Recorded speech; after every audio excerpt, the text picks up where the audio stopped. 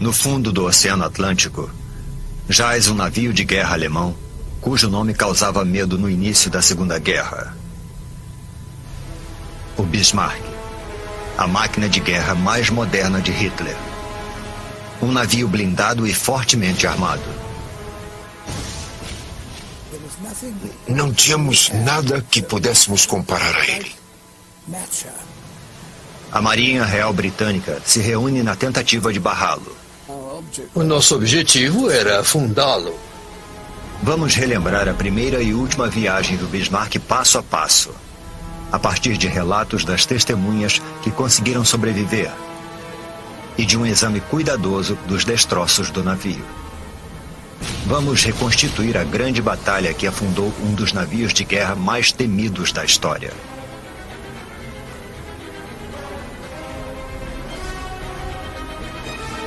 O encouraçado Bismarck, 60 anos depois.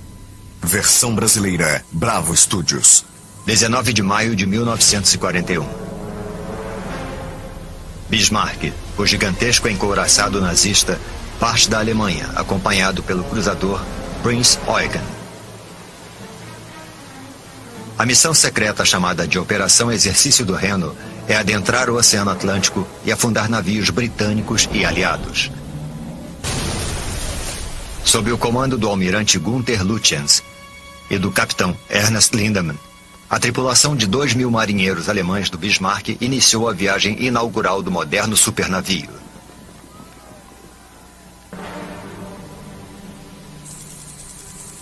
21 de maio de 1941. O Bismarck e o Prinz Eugen chegam a um fiord na Noruega, ocupado pelos alemães. Antes de ir à luta, a tripulação aproveita seus últimos momentos de paz e tranquilidade.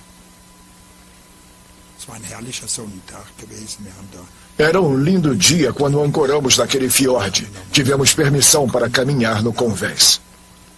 Muitos tripulantes do Bismarck são jovens inexperientes, entusiasmados por estarem a bordo de um navio de guerra novíssimo e considerado invencível.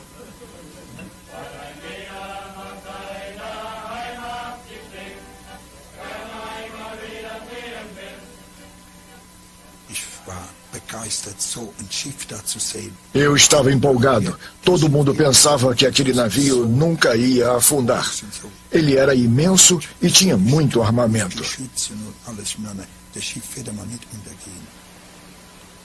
O Bismarck era um reflexo da intenção de Hitler de dominar os oceanos. O Bismarck reunia toda a tecnologia naval alemã daquele tempo. Era o maior navio de guerra, o mais poderoso e também um dos mais rápidos daquela época. O encouraçado pesava mais de 53.000 toneladas e tinha 251 metros de comprimento. Apesar do tamanho gigantesco e da blindagem resistente, ele atingia 55 km por hora. E o Bismarck estava armado com artilharia pesada. Cada um dos canhões lançava balas de 381 milímetros que alcançavam 35 quilômetros.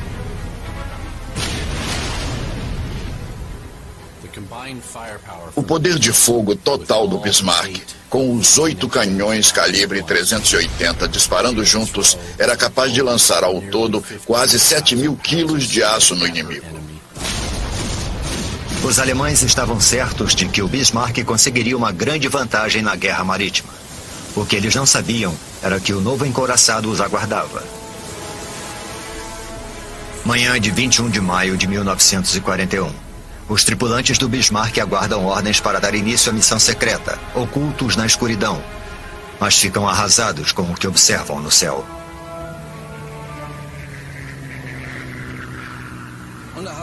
Eu pensei, o que esse avião está fazendo aqui?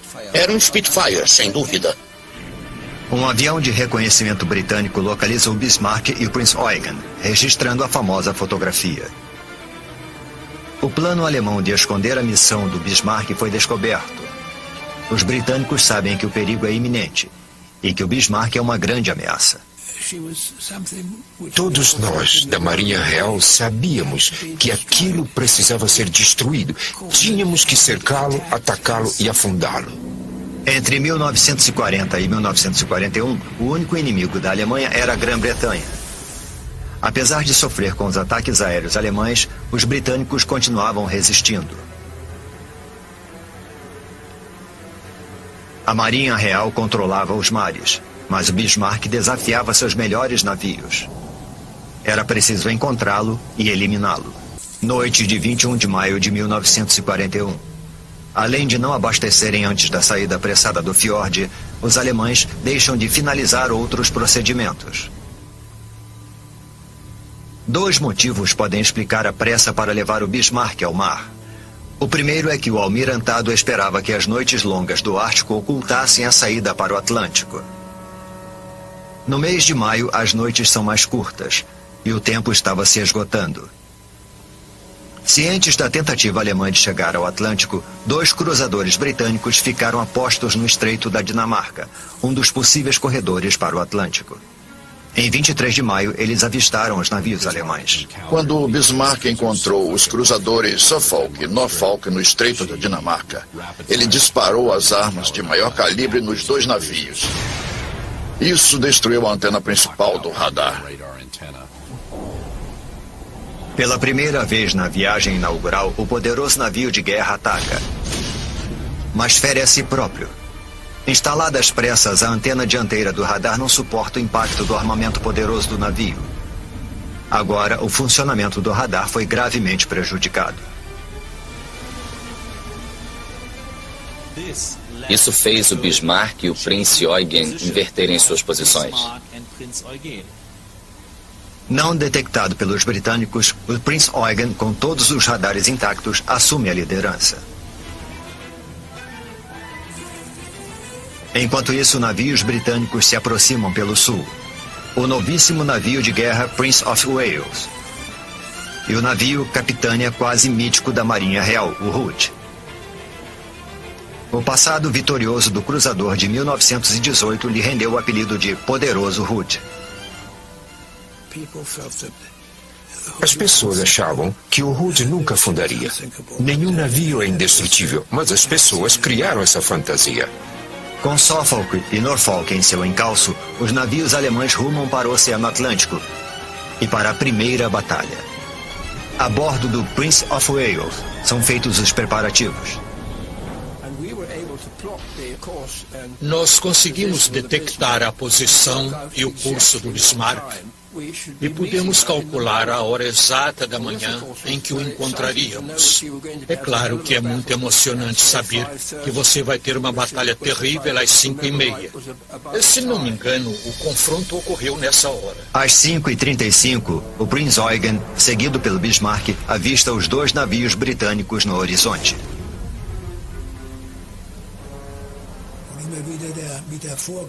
A gente achou que não ia acontecer nada. O Bismarck era indestrutível e nós iríamos arrasá-los.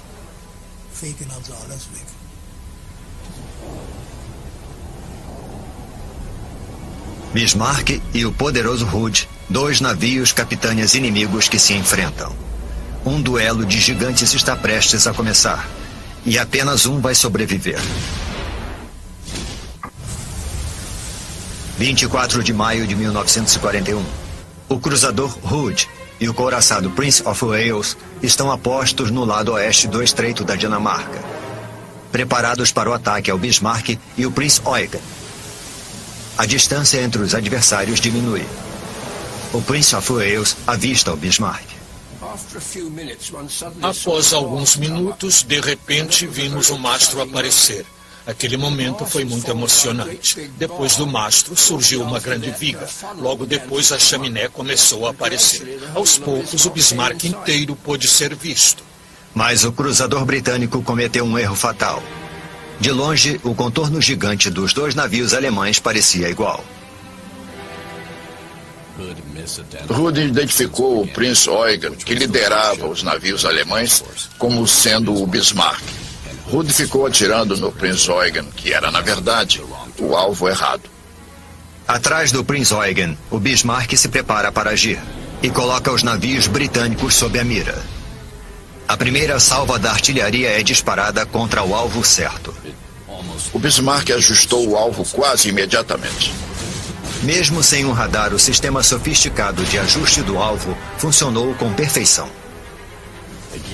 Eles atiraram de novo. Sabiam muito bem o que estavam fazendo. Enormes jatos de água se erguiam por causa dos grandes projéteis. A cada salva de balas, a mira era mais certeira.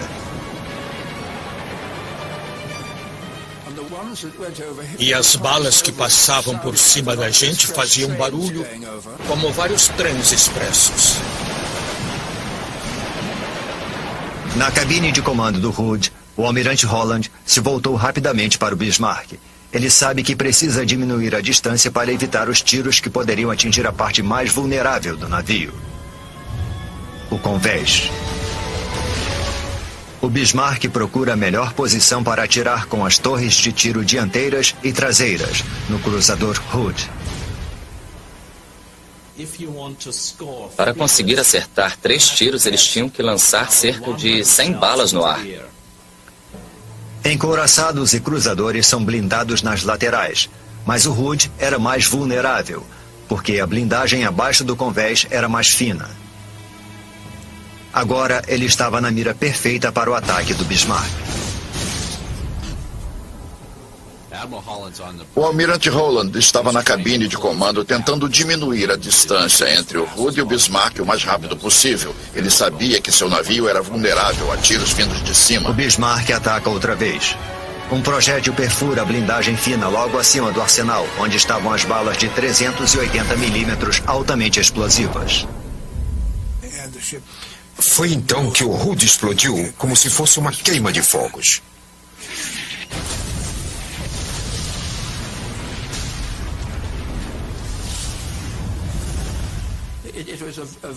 Aquilo foi um impacto muito grande. Pensando bem, deve ter sido o maior choque que recebi em toda a guerra.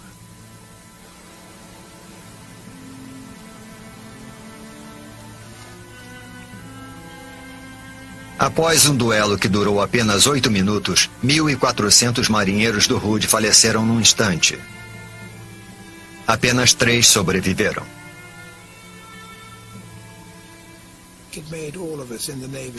Aquilo fez todos nós da Marinha querermos ainda mais deixar o Bismarck finalmente encurralado e a qualquer preço. Foi uma grande vitória para a Alemanha. Mas durante a batalha, o Prince of Wales acertou um tiro que mudaria o destino do Bismarck. Um projétil de 35 centímetros de um canhão principal atravessou a proa do Bismarck, perfurando um tanque de combustível e permitindo a entrada da água. A bala atingiu o Bismarck perto do convés e abriu um orifício de saída enorme próximo à linha d'água do lado oposto. A tripulação do Bismarck percebeu o dano e suas graves consequências ameaçavam os alemães. Quase 1.000 toneladas de combustível foram inutilizadas. Assim, o Bismarck perdeu o combustível necessário para poder despistar os inimigos. O combustível seria necessário para a missão do encouraçado no Atlântico.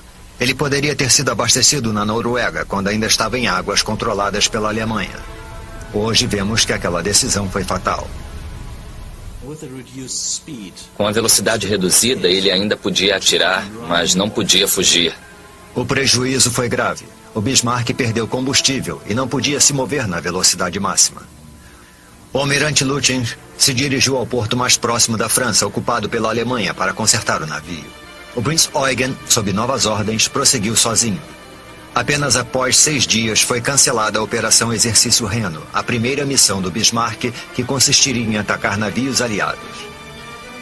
O encouraçado, o grande trunfo de Hitler, tinha experimentado a primeira batalha, a primeira vitória e a dor das primeiras feridas. O mito de sua invencibilidade estava acabando. Na Marinha Real Britânica só havia um grito de guerra: afundem o Bismarck. O encouraçado alemão se dirigia à França com navios britânicos em seu encalço. A perda de combustível era uma grande preocupação. O Bismarck precisava manter a velocidade reduzida para poder chegar até o porto. Os cruzadores britânicos seguiram de perto, mantendo contato por radar. Um deles se movimentava em zigue-zague para confundir possíveis submarinos alemães.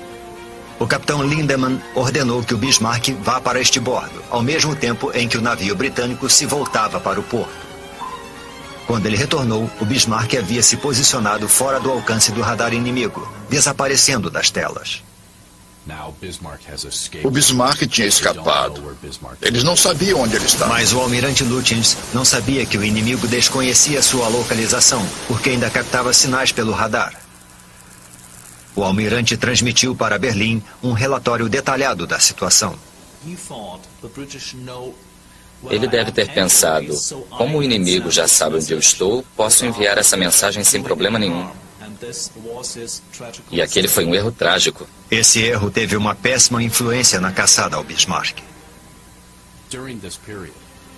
Durante esse período, os inimigos conseguiram captar o sinal do rádio alemão e assim puderam triangular a direção do sinal e descobrir a localização aproximada do encouraçado Bismarck. Mas onde exatamente, na vastidão do oceano, estaria o Bismarck? A Grã-Bretanha enviou hidroaviões Catalina para localizá-lo. Um dos aviões voou durante horas, mas as nuvens bloqueavam a visão. Então, de repente, de forma inacreditável, numa pequena área de céu limpo, algo foi visto na água. Era mesmo o Bismarck. Encontraram o Bismarck. Os britânicos tinham encontrado Bismarck, mas não o tinham vencido. A Marinha Real Britânica reuniu todas as forças para o massacre. Mas o encouraçado estava quase em águas seguras, próximo à proteção da Força Aérea Alemã. Ele tinha uma grande chance de conseguir chegar à França em segurança. A Grã-Bretanha só teria um modo de impedir o Bismarck. Só poderia ser com um ataque aéreo. Só uma embarcação, o porta-aviões Ark Royal, pode impedir o encouraçado. Pilotos experientes preparam os torpedeiros Swordfish para uma missão arriscada. Mas o tempo estava fechando e podia não haver combustível para alcançar o Bismarck. Eu coloquei a aliança por baixo da luva e quando eu estava no convés do voo, no avião, antes de decolar, eu comecei a sentir uma coisa e pensei, tomara que eu volte dessa. Mas no ar não há lugar para sentimentos. Os pilotos lutam contra o mau tempo e se concentram numa única missão: liquidar o Bismarck. A cerca de 8.000 pés, seguimos em direção ao encouraçado e começamos nosso ataque. O Swordfish é robusto, mas lento. É uma tecnologia de outra geração.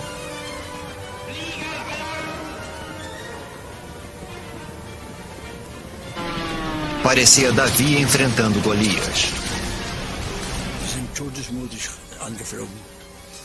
Eles vieram na nossa direção, prontos para desafiar a morte. Então nós disparamos com todas as nossas armas.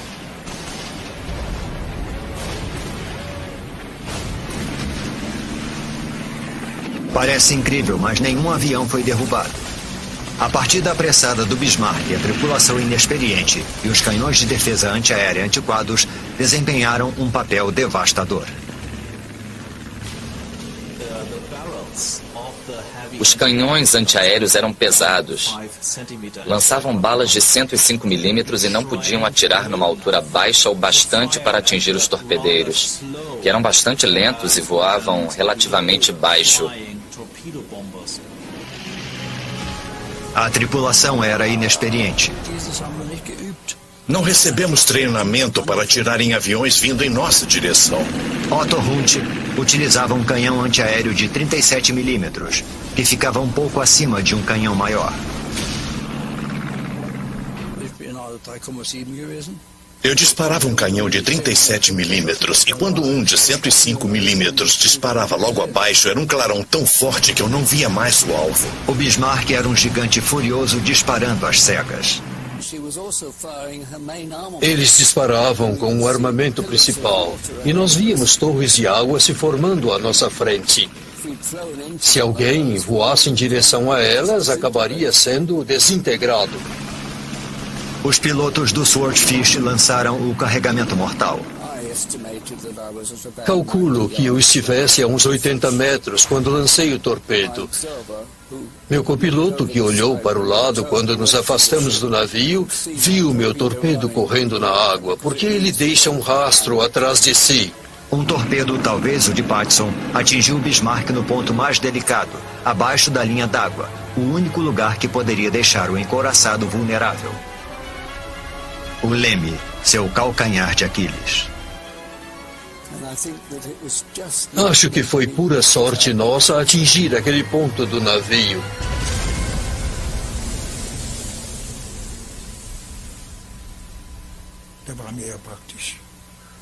Foi então que eles pegaram a gente.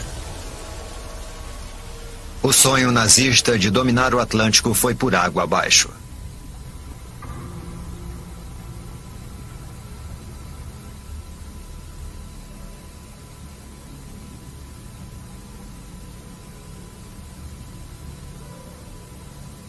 Na expedição, as lembranças tomam conta dos 2 veteranos do Bismarck.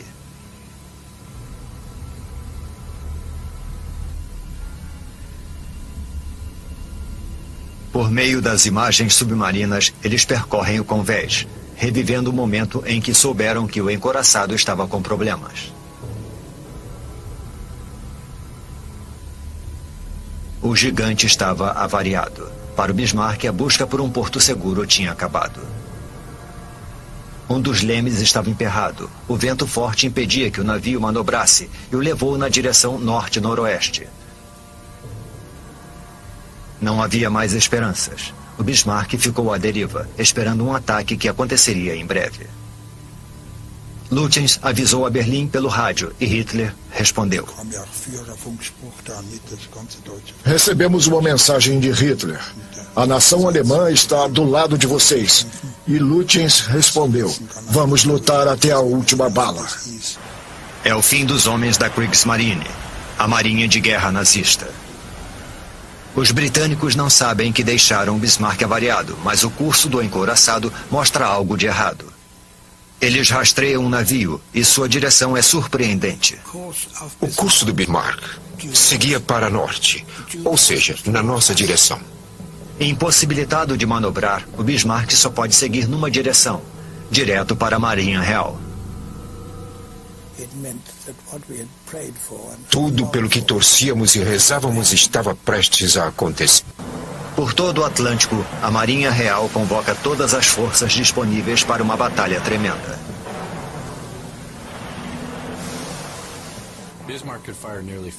O poder de fogo do Bismarck era quase 7 toneladas de aço. Mas na batalha final, o inimigo era 5 vezes mais potente. O Prince of Wales e o King George V podiam disparar salvas de mais de 8,5 toneladas cada um. O Sheffield, um cruzador ligeiro britânico, atirava 1 tonelada de balas. O Rodney lançava quase 7 toneladas de balas no inimigo. E essas são apenas 4 das embarcações que cercaram o Bismarck. Foi então que percebemos. Minha nossa, agora estamos perdidos.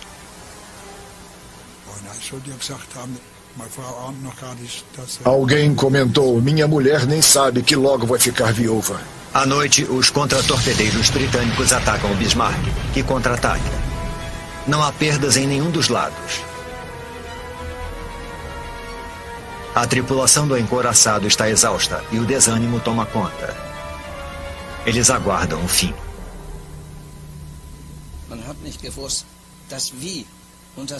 A gente não sabia ao certo como nem quando, mas sabia que aconteceria. O inimigo decidiu. O fim chegaria no dia seguinte.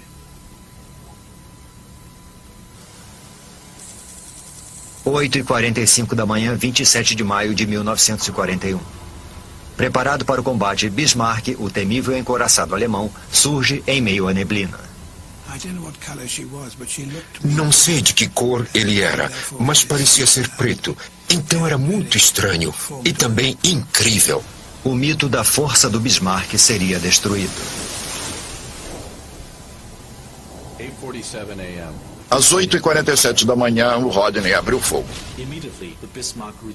Imediatamente, o Bismarck contra-atacou. Mas o grande encouraçado se movia lentamente. Impossibilitado de manobrar, ele é um alvo fácil. A primeira bala atinge o Bismarck às 8h59, após 12 minutos de combate, ateando fogo à popa e avariando as duas torres dianteiras. Ele começou a receber um tiro atrás do Um tiro outro. vindo do Norfolk atingiu a estação de controle de disparos. Isso foi logo no começo. O controle dos canhões não era mais eficiente após alguns minutos. E foi então que mudaram a forma de controle. Mas também isso não funcionou durante muito tempo. Aquilo acabou com o Bismarck, porque os alemães só podiam disparar das torres maiores com o controle local, o que é pouco eficiente comparado ao controle central. Agora, a mira de cada um dos canhões de popa precisava ser calculada. Eles atiravam livremente, mas não de modo eficaz. O Bismarck continuou sendo atingido.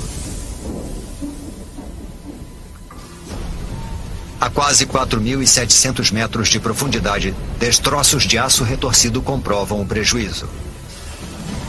As centrais de controle de disparos foram arrancadas do navio.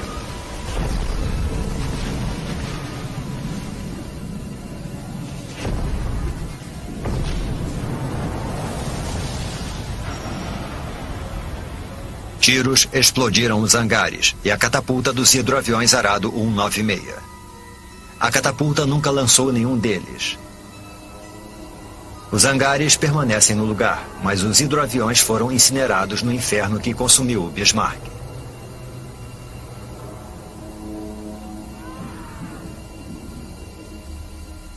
O aço superaquecido liberou carbono, que alimenta as bactérias no fundo do mar. Elas literalmente comem os restos do navio, criando crostas de ferrugem que lembram estalactites. Apenas uma das torres de tiro da proa, chamada Anton, conseguia atirar. Os inimigos fizeram mais um estrago decisivo. A torre de tiro A estava fora de funcionamento. De repente, foi o mesmo com a torre B. Foi uma explosão gigantesca. A parte de trás da torre B foi arrancada. Quando outro tiro atinge a Anton, os destroços danificam a torre de tiro Bruno e matam quase todos na parte aberta da ponte. Quando o navio afundou, as torres de tiro caíram com o peso, deixando esses buracos.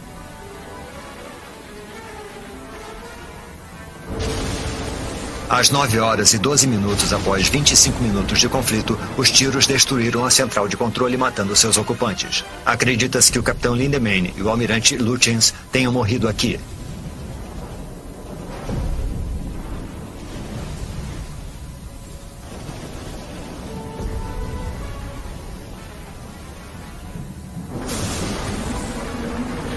Mesmo com os líderes fora de combate, os atiradores conseguem disparar várias salvas de tiros com controle local. Durante a batalha, eles se concentram em apenas um navio. Atiraram no Rodney e conseguiram ajustar a mira com poucas Mas tentativas. os alemães não conseguiram mais nenhum golpe de sorte. O Rodney continuou o contra-ataque. Eles atingiram o encouraçado várias e várias vezes. O Bismarck recebeu tiros de todos os calibres da Marinha Real Britânica. 400 milímetros, 350, 200, 150 e 120. Eles vinham em direção ao Bismarck sem parar. Antes orgulhoso, o Bismarck virou um abatedouro infernal. O armamento antiaéreo estava despedaçado.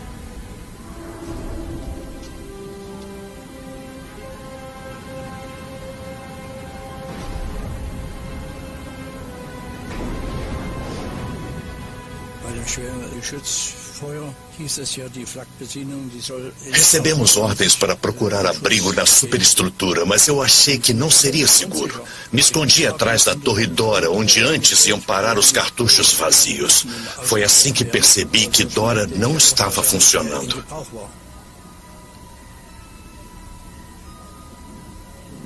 A Torre Dora foi derrubada pouco antes de a Torre Caesar dar sua última salva de tiros. A fumaça obrigou os marinheiros a se retirarem.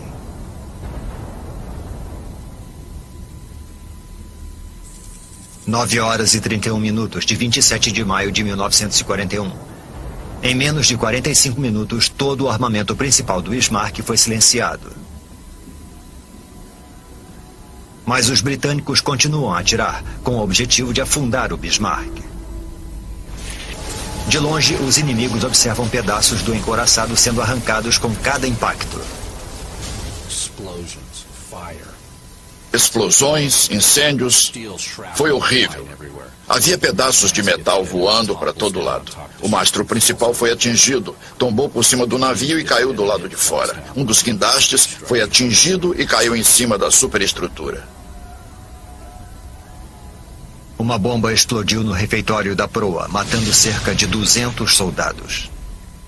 O massacre da tripulação dentro da superestrutura foi algo completamente inédito.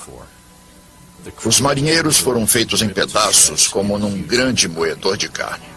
Mais ao fundo do navio, vários engenheiros, eletricistas e operadores de rádio, como Carl Kuhn, permaneciam em seus postos. Eu tinha 18 anos quando descobri o que era a guerra. Abaixo do convés blindado, eles só imaginavam o sangue e o fogo.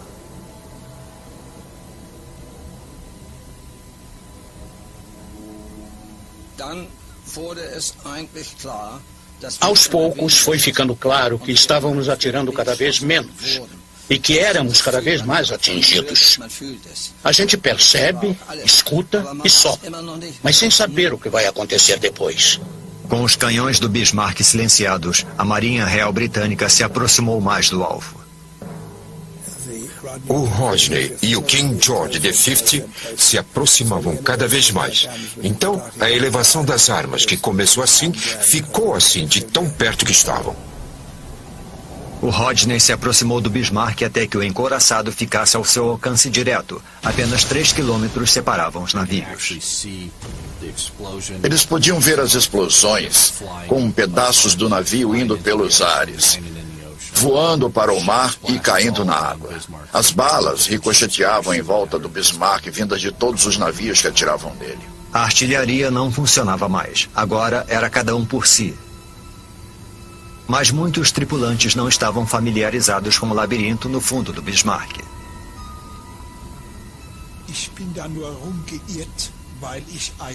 Eu entrei em pânico e comecei a correr de um lado para outro, porque não conhecia todos os andares, escadas e setores.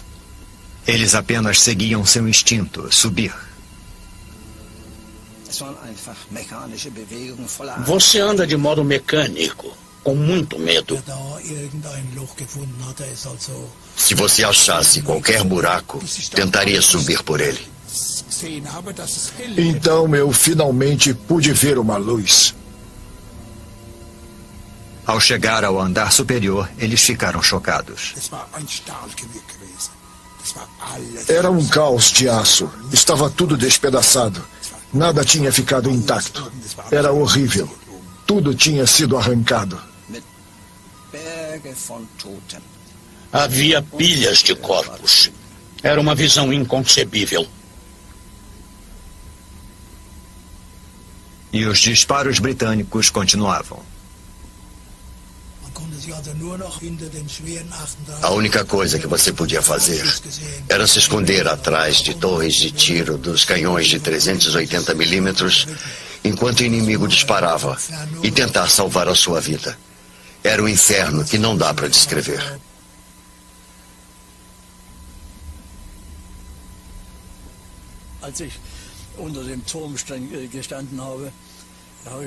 Eu estava atrás da torre e pensei em descer outra vez.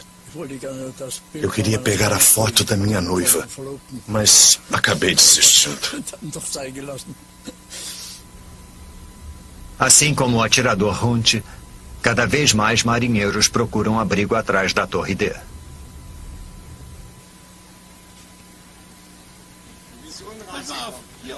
É aqui. Foi daqui que eu saí. Depois eu corri por este lado. Até aqui. Então eu pulei.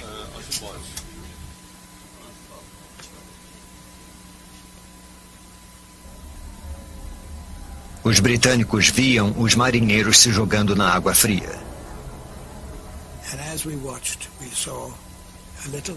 Enquanto observávamos, vimos uma fileira de homens. Era a primeira vez que víamos o inimigo pessoalmente. Uma fila de homens vinha da superestrutura e corria para a lateral do navio até o convés, como limingues pulando no mar para fugir daquele inferno a bordo. Completamente avariado, o casco oscila sobre as ondas, mas o navio não afunda.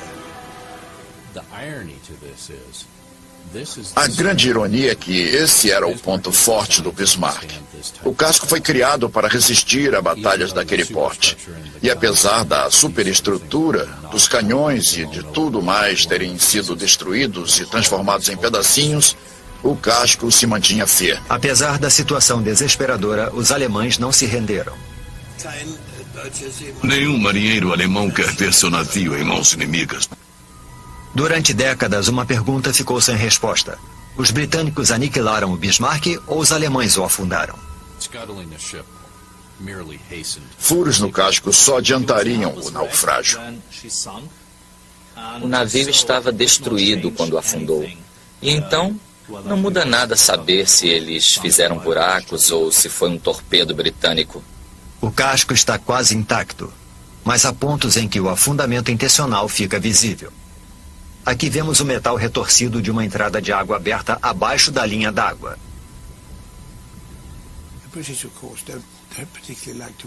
É claro que a Grã-Bretanha não gosta de admitir, porque prefere pensar que fez tudo sozinha, só que não foi bem assim. Se não ouvissem a ordem de abandonar o navio, muitos tripulantes que estavam no fundo da embarcação jamais teriam deixado os seus postos.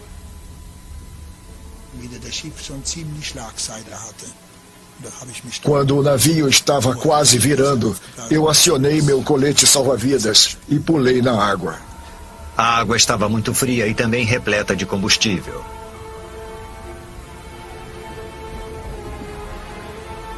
Corpos e pedaços do navio poluem a superfície. Então, o Bismarck vira.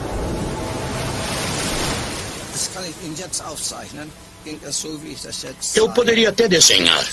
Ele afundou assim, verticalmente, pela proa. E deve ter demorado uns 5 minutos.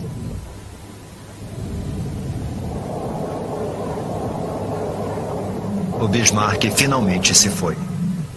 Mas para centenas de marinheiros na água gelada teve início a luta pela sobrevivência à deriva numa tempestade do Atlântico Norte.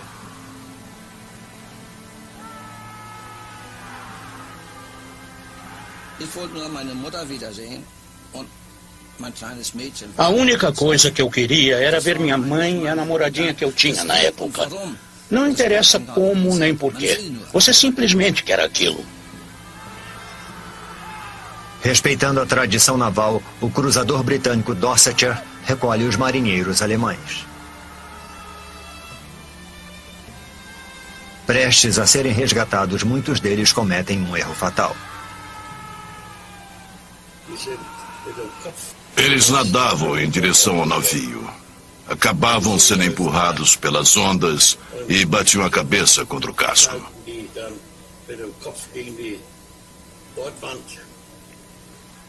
O Mar Bravo arremessava os marinheiros para o casco do navio de cabeça, deixando-os inconscientes e fazendo com que se afogassem. Para outros, um momento de sorte ou de brutalidade decidia a vida e a morte. Os marinheiros ingleses jogavam cordas para poderem nos resgatar. Então, quando você estava na metade da subida, um colega se pendurava no seu pé, porque também queria ser resgatado. Aí você caía outra vez. Os sobreviventes ficaram extremamente gratos a vida toda.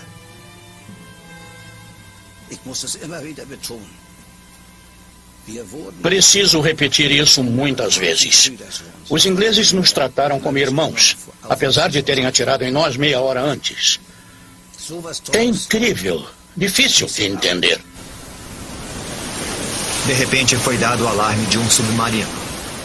A presença de um submarino alemão nunca foi confirmada, mas os britânicos tomaram uma decisão terrível. Para proteger a própria tripulação, o Dorsetshire segue seu caminho, deixando centenas de marinheiros alemães se afogando na água gelada. Na Operação Exercício no Reno, o triunfo e a tragédia, de uma maneira curiosa, muito curiosa, estavam bem misturados, dos dois lados. A vitória inicial dos alemães mandou um navio britânico com mais de 1.400 homens para o fundo do mar. Mas o triunfo final foi da Grã-Bretanha, quando Bismarck, com mais de 2.000 tripulantes, mergulhou nas profundezas do Atlântico. Esse foi o resultado desastroso da guerra. A perda do Bismarck poderia ser evitada se a operação fosse cancelada no início. Mandar o Bismarck para o mar com o cruzador Prince Eugen, apesar de todos os problemas que sabiam que existiam, para enfrentar uma marinha muito superior à britânica, na minha opinião, não foi uma decisão inteligente. A história é cheia de se isso ou aquilo tivesse acontecido, ou se não acontecesse, mas esse foi o rumo da história. O Bismarck, a máquina de guerra tão moderna e temida de Hitler, foi derrotado após 9 dias no mar e descansará para sempre no fundo do Oceano Atlântico.